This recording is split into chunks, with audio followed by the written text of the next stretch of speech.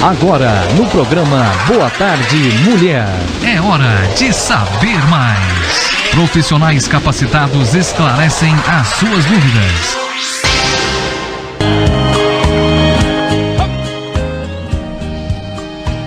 E nós temos hoje o prazer de receber no nosso programa o Dr. Lúcio Mauro Trevisão, ortopedista. Muito boa tarde, doutor. Boa tarde a todos.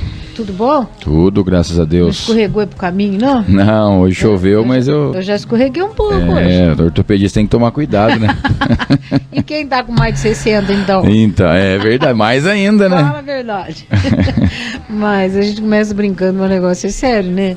Esse negócio de cair, machucar, depois, nossa, principalmente quem já tá na terceira, quarta idade, não sei quanto, né? Quinta idade, sei lá. Tem que tomar cuidado que depois que machuca vai tempo pra sarar, né? Verdade, quando sara, né? Nem sara, né? Então, tem você sara torto também, aí não consegue mais andar também, tá doido, viu?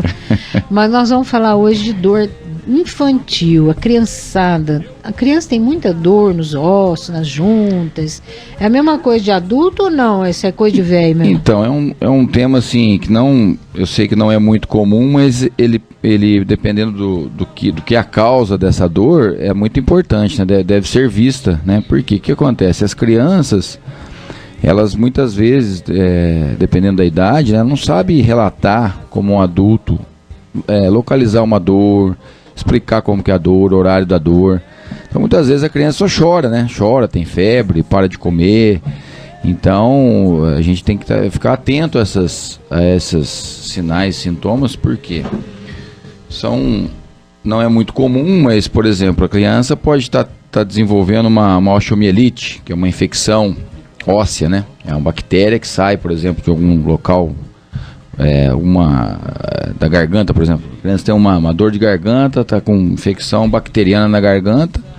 Essa bactéria cai na corrente sanguínea, se instala no osso e ali ela desenvolve uma infecção.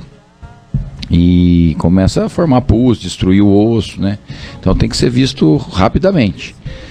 E como é que se descobre isso? Então, a criança geralmente tem uma dor importante, para de mexer com aquele membro, né? Ou a perna, ou o braço. Mais comum é próximo do joelho, próximo do quadril.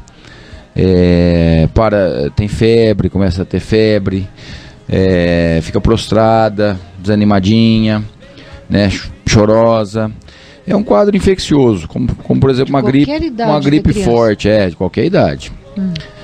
É mais comum por volta até uns 2 anos de idade, mais comum e mais grave, né? E então, inclusive o diagnóstico é muito difícil. Na fase inicial é muito difícil fazer o diagnóstico, no raio-x não aparece. Quando altera o hemograma, a gente não sabe se é da dor de garganta ou se é do problema ósseo, né? Até fazer um exame de imagem que mostre, por exemplo, uma ressonância, essa pessoa não tem acesso, que hoje em dia é muito comum, né? E é caro, né? Exatamente, por isso mesmo. Até fazer esse diagnóstico, a osteomielite já deu uma desenvolvida, né? Aí já se tornou uma osteomielite já subaguda, ou seja, já destruiu parte do osso da criança e causa sequela se não tratada, né? E o tratamento consiste em drenar esse pus que fica dentro do osso, e logicamente é antibiótico, né? Mas só o antibiótico por si não resolve o caso, tem que drenar. Nossa, é complicado isso. É complicado. E é raro ou é muito comum? Não, é raro. Tem as estatísticas, mais ou menos chega aqui o que a 0,5% das internações pediátricas, vamos dizer, né? Graças a Deus, né? Porque se fosse um número maior, sim. Você já imaginou quantos problemas a gente teria? Porque às vezes a criança reclama de dor, a mãe até pensa, correu demais, daí você caiu de mau jeito, caiu em cima do joelho, não sei o que, pensa que é isso, né? Então. E aí de repente você vê que não é nisso, é um negócio que pode ser muito mais sério, mais grave. Exatamente. Como é que a mãe pode perceber que é grave, que não é uma coisa rotineira, porque caiu, porque bateu, porque correu demais, cansou? Então. É sempre assim, naquele mesmo lugar que a pessoa reclama da dor, a pessoa criança, né? Geralmente é uma dor, apesar de assim, uma dor próximo da onde está o problema. Por exemplo, a criança que tem uma infecção no quadril, ela pode referir dor no joelho. Por isso que eu digo que é difícil. Mas assim, esses quadros mais graves de infecção bacteriana, elas causam um quadro de prostração na criança. A criança fica mais largadinha, não quer nada, não quer começa brincar. a desidratar, entendeu? Começa a não comer bem. Febre é um dos diferenciais, né? Que é uma infecção geralmente da febre alta. Sim. Tá? Mas tem casos que não desenvolve tão evidente assim, né? Então, na verdade, é um diagnóstico muito difícil, não é fácil, né? Então, o ideal seria, se a criança está com um quadro mais, como eu falei, né, mais largadinho, parou de comer, realmente parou de brincar, porque a criança, o que é normal da criança? Ela está brincando, está fazendo arte, né? A criança está fazendo arte, você tem que agradecer, não pode reclamar, né? Não, de jeito nenhum. Vive reclamando que a criança é danada. Não pode, gente, dá graças a Deus. Né? Então, eu tô com uma criança pequena, eu dou graças a Deus ela ser arteira. E tem um outro um pouquinho mais velho também que é arteiro e eu dou graças a Deus.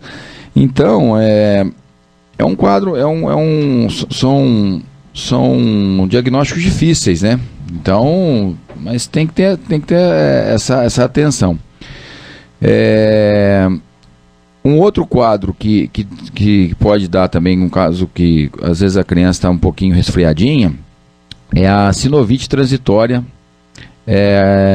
Chama sinovite transitória. Por que sinovite transitória? Sinovite é uma inflamação da sinóvia da articulação. Aquele quadro que a criança está com uma gripezinha, gripe viral, né? Uma infecçãozinha viral, escorrendo o nariz, espirrando, uma tossezinha.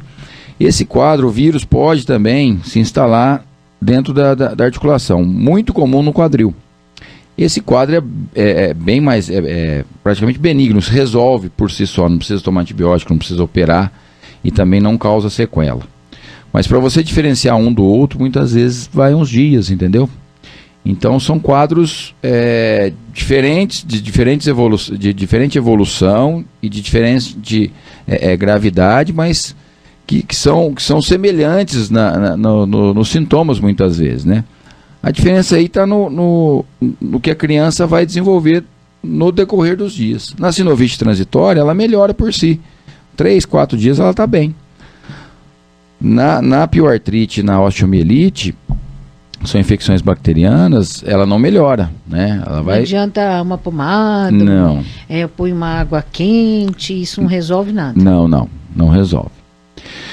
E temos os outros tipos de dores, né? Hoje é muito comum a dor na região cervical, na região lombar das crianças, por má postura. Hoje em dia a criançada está no celular, está no videogame, postura errada, não sai para brincar de casa, porque está tudo muito perigoso. E as mochilas escolares? Mochila escolar. Peso absurdo. Peso, né? Tem que ser... Por que isso?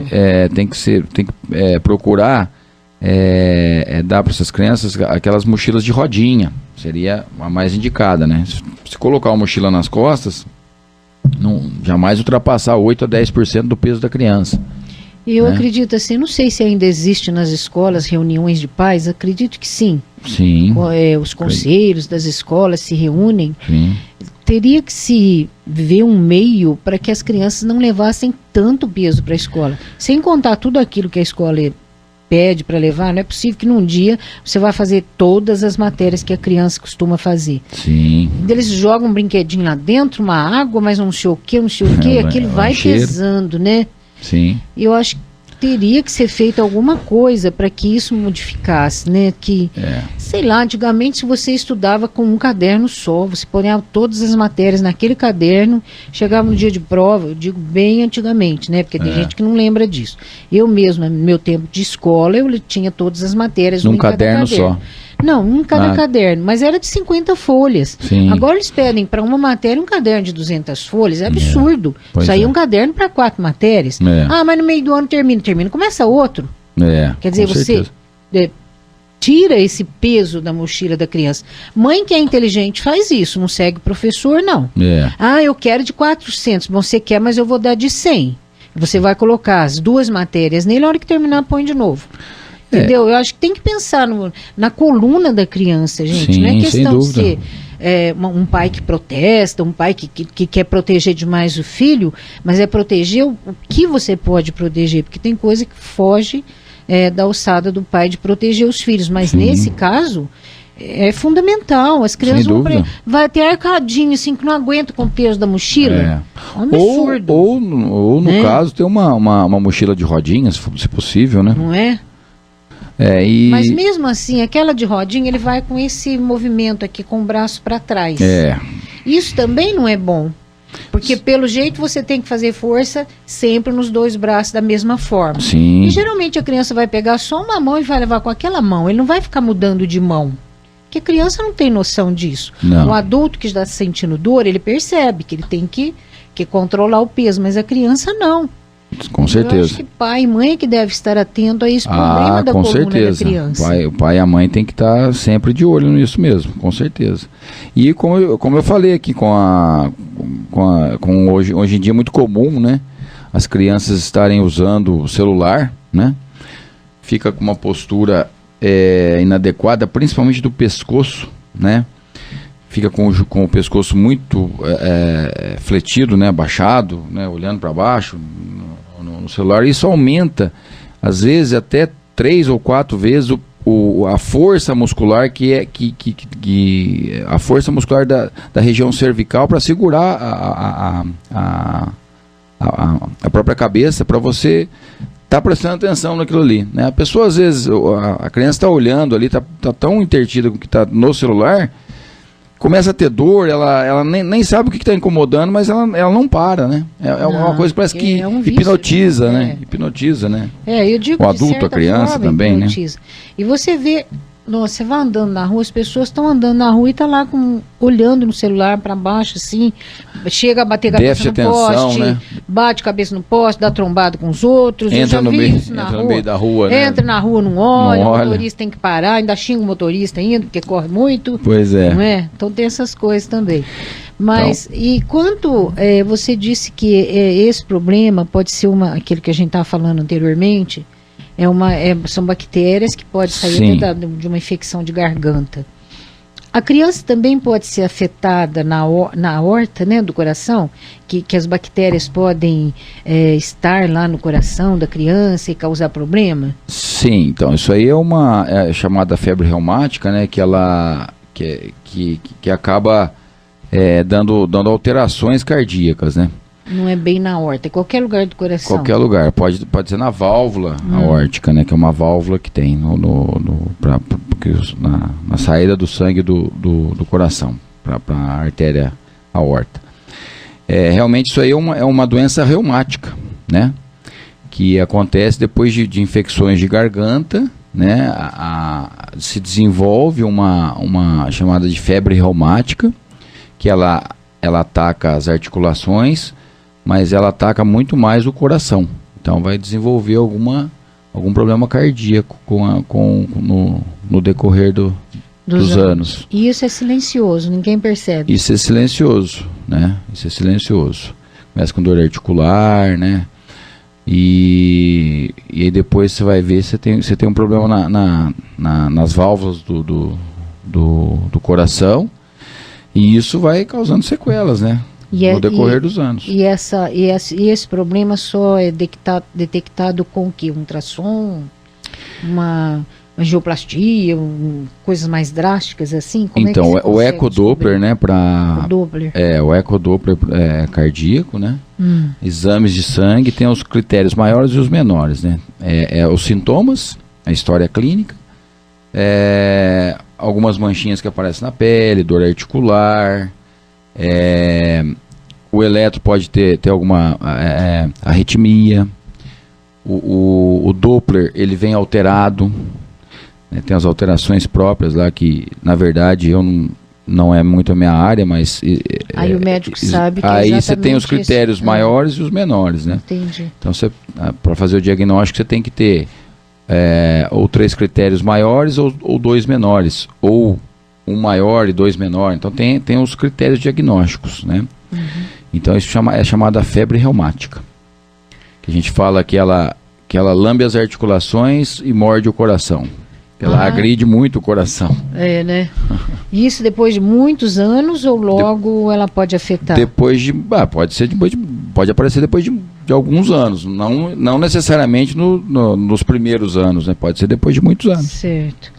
Tem uma pergunta aqui, doutor, ela diz assim: meu filho está ficando com a postura ruim. Depois que ele entrou para a escola, a postura dele piorou. Percebi que ele está ficando com um ombro mais baixo que o outro. Existe algum exercício que ele possa fazer para corrigir a postura dele e impedir que isso piore? Existe, com certeza, né? Depende da idade e do que o teu filho gosta de fazer. Por exemplo, um exercício muito completo para a coluna, né, para as articulações, que não prejudica, que não dá impacto, é a prática da natação. Natação é muito válido nesses casos. Quando, com certeza, ele pode estar desenvolvendo uma hipercifose juntamente com uma escoliose, né? Que é aquela curva. Que é a cifose? Então, a cifose é a pessoa que é mais corcunda, né? Os ombros muito para frente, né? E a escoliose é aquela curva, quando a gente olha de frente para a pessoa que está com um ombro mais alto do que o outro, que ela mencionou aí, né? A cintura está um lado mais acinturado que o outro, a asa do ilíaco, que é da bacia, está mais alta que a outra. Isso indica que a coluna está com uma escoliose.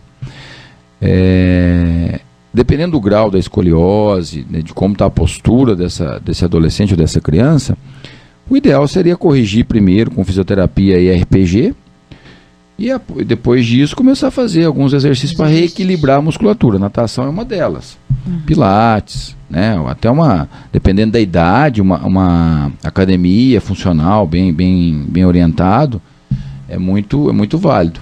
Mas tem que ser bem orientado. Tem que ser bem orientado. Tem pessoas que teve problema seríssimo de coluna porque tinha exagerou problemas e foi na academia. Exagerou no peso, né? Muitas vezes por culpa da própria pessoa, né? Às vezes o professor, o instrutor de educação física foi lá, orientou, mas a pessoa no intuito muito pouco.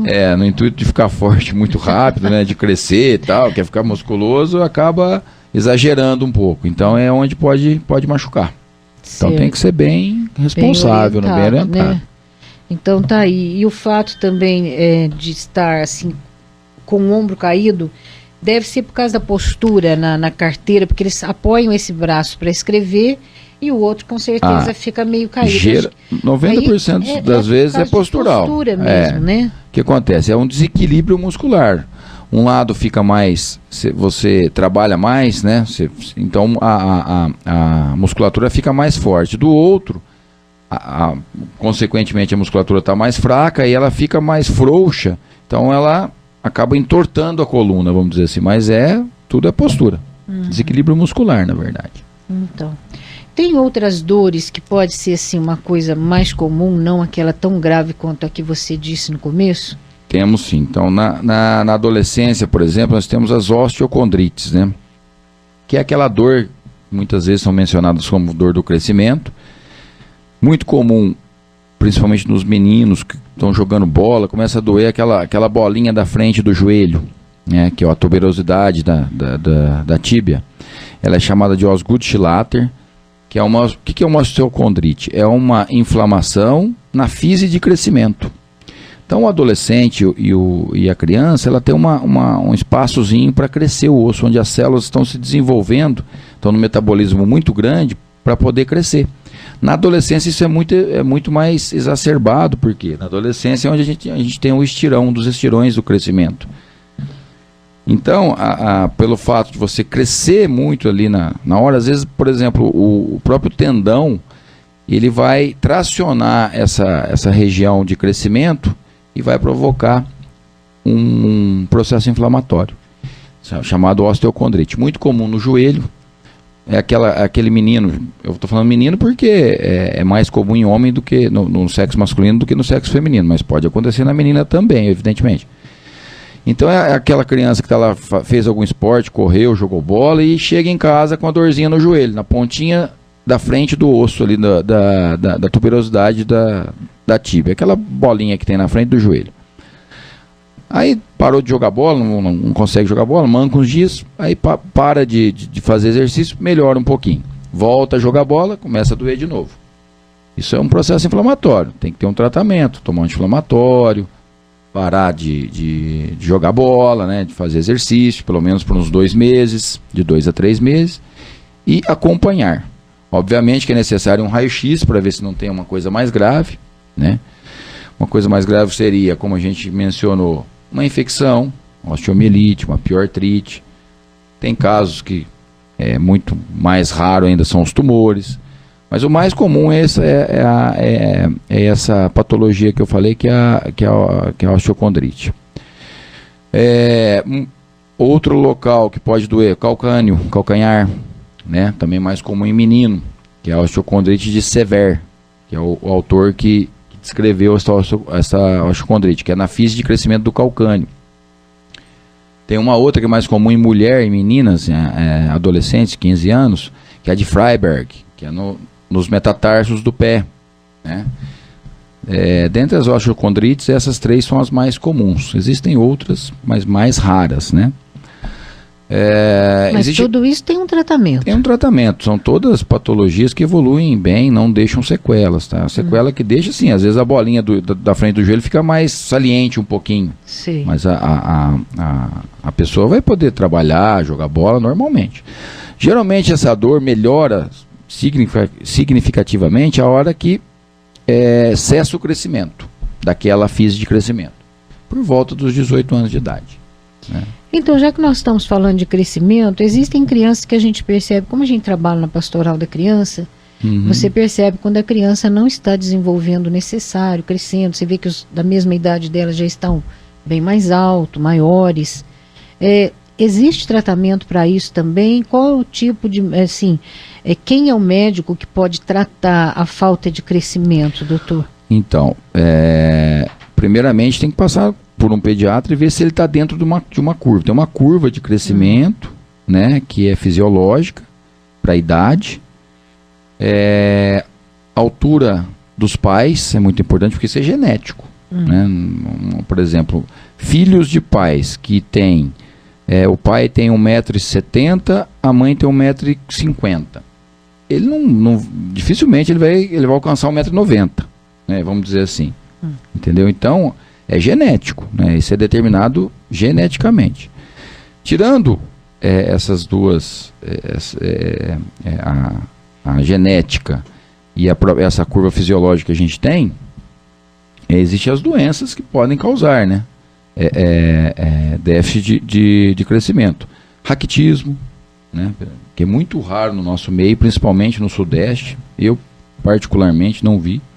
Que é a falta de cálcio, né, na infância, né, que causa déficit de crescimento, que causa deformidades ósseas, as doenças genéticas, né, e as deficiências alimentares, né. Além do cálcio tem outras deficiências, mas praticamente são essas as causas, né. Então, o pediatra que vai poder triar isso aí, né? Certo. Então, os pais têm que ficar atentos. Percebeu que está meio parado, que não está desenvolvendo, procurar o pediatra, falar, estou preocupada, e dependendo do que o pediatra falar, lógico, toma os procedimentos, né? Exatamente. Então, que bom. Olha, você quer fazer pergunta, doutor Lismar? Daqui a pouco ele já está indo embora, viu? Já são 14h27, tem gente esperando lá já, né, doutor? Tem. A Neide me sequestrou aqui. Eu, né? Mas de vez em quando a gente tem que fazer isso, senão vocês não vêm. Com certeza. Ó, minha filha tem 18 anos. Acho que é 18 ou 16. A Luísa que escreveu aqui, acho que é 18. E tem sentido muitas dores nas costas. Ela foi ao médico e descobriu que tem uma hérnia de disco. Isso é normal acontecer com pessoas tão novas? O que pode ter causado essa hérnia de disco? Olha, hoje em dia não está tão raro mais. Antigamente era mais raro, talvez por falta de diagnóstico até, né? Porque antes não tinha ressonância, né? A ressonância ficou muito mais... Com a ressonância ficou muito mais fácil fazer esse diagnóstico. Antigamente, às vezes, as pessoas não davam muito bola, falavam, é nova, como é que tem dor nas costas? Eu escutei muito isso do meu pai, né? Você é muito novo para ter dor nas costas, mas, né? Enfim, mas hoje em dia, com o advento da ressonância, a gente consegue fazer um diagnóstico mais fácil. Então, estamos fazendo mais esse tipo de diagnóstico em jovens e adolescentes. No caso, pode ser que qual a causa dessa hérnia? A hérnia tem uma carga genética. Por quê?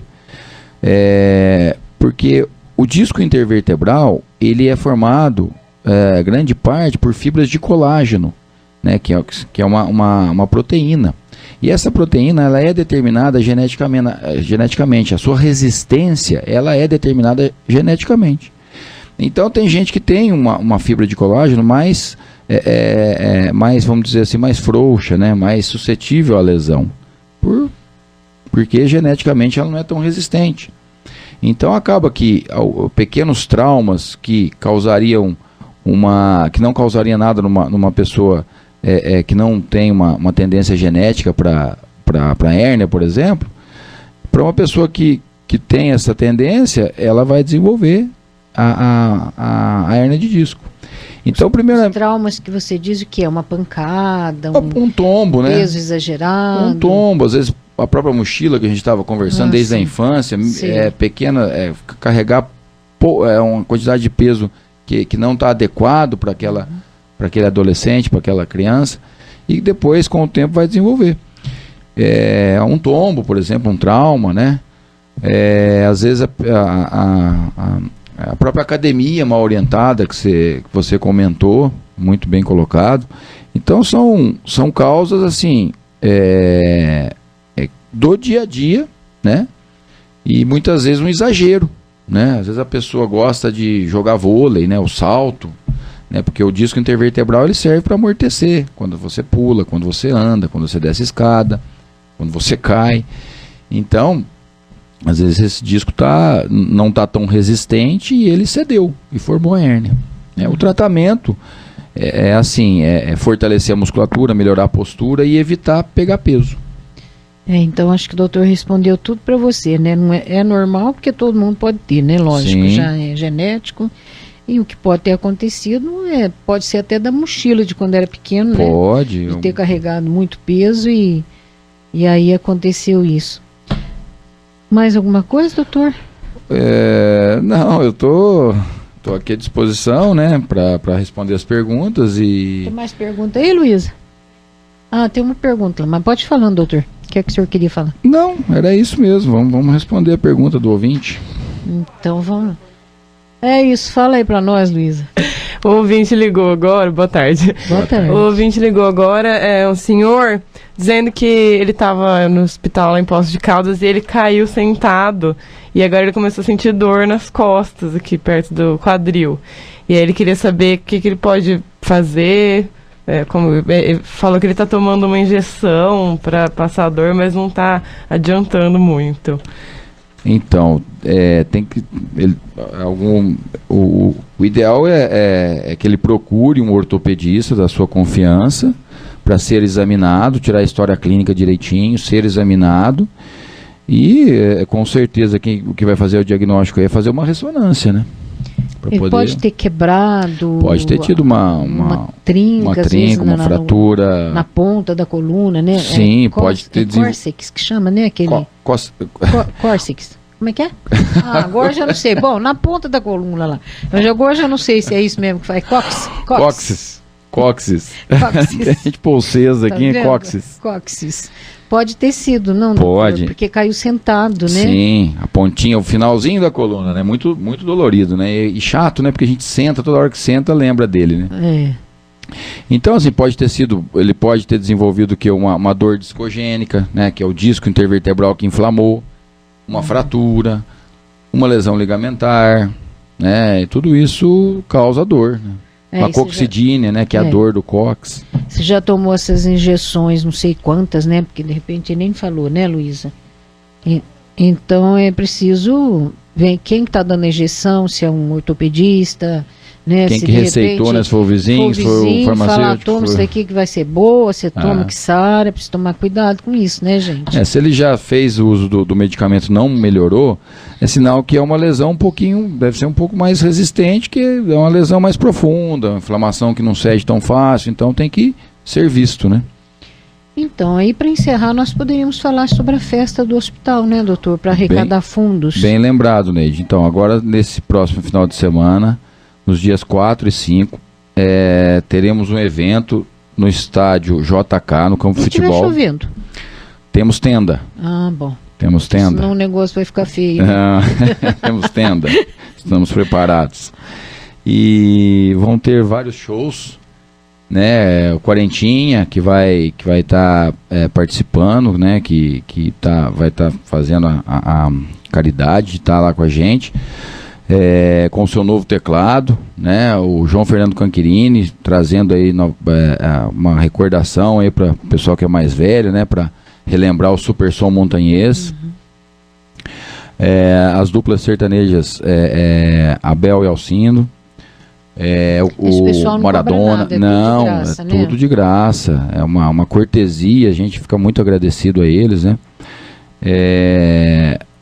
No domingo nós teremos, além do leilão, teremos a ilustre presença do Marcelo Costa, que vai lançar o seu novo CD depois do leilão, né? A partir depois do leilão, acredito que depois das 5 horas da tarde.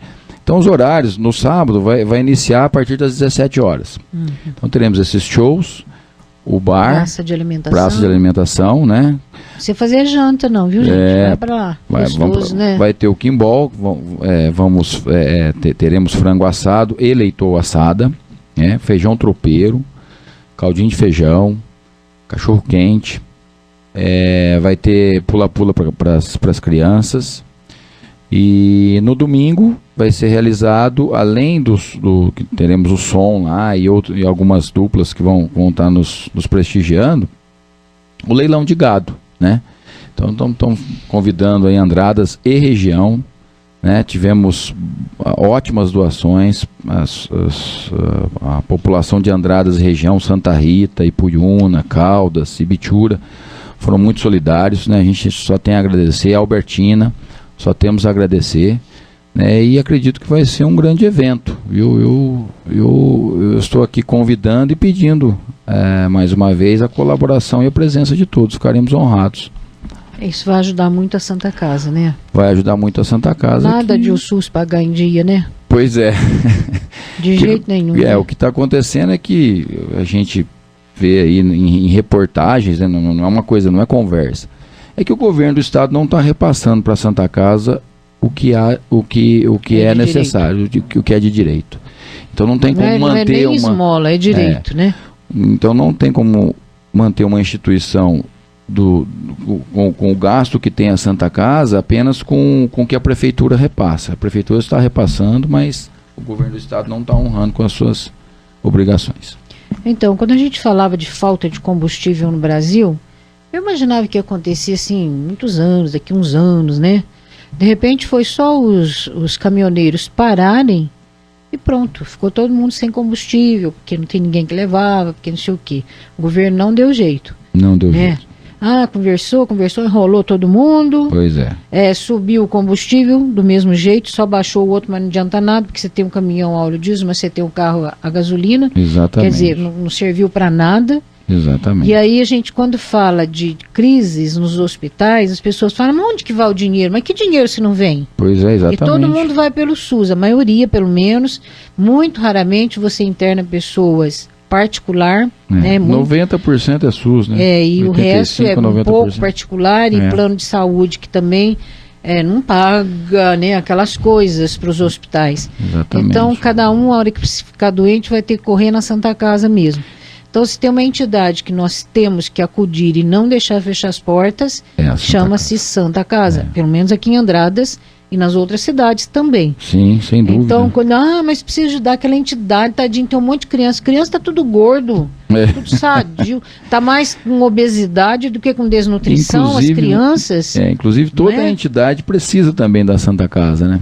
E nós, como médico, vou posso precisar como paciente um dia. Não é? Os meus filhos nasceram aqui, então eu não quero que jamais que toda a nossa Santa Casa feche. Todos da equipe médica têm abraçado essa causa, doutor? Tem. O que acontece? Tem tido uma conversa muito grande com a Unimed. E a Unimed, ela faz um repasse mensal de R$40 mil para o pagamento de alguns dos plantões lá da Santa Casa, lá da parte de cima, né? E então a Unimed, que a maioria dos médicos do Corpo Clínico de Andradas fazem parte da Unimed, faz esse repasse para a Santa Casa, R$40 mil. E no restante, todos foram assim, bem solidários, né? Peço a presença deles também, né? Que é muito importante, que a gente precisa, né? Do prestígio, né? Porque muita gente pergunta, mas o médico não vai, não sei o quê. Parece que está desinteressado, né? Dá-se a impressão. Mas não é não, é que talvez alguns viajam, outros estão de plantão. Mas eu acredito que vai ter um número expressivo lá de médicos, sim. Espero. Que bom, né? Obrigado, doutor. Imagina, obrigado você, Neide. Se o pessoal quiser marcar uma consulta.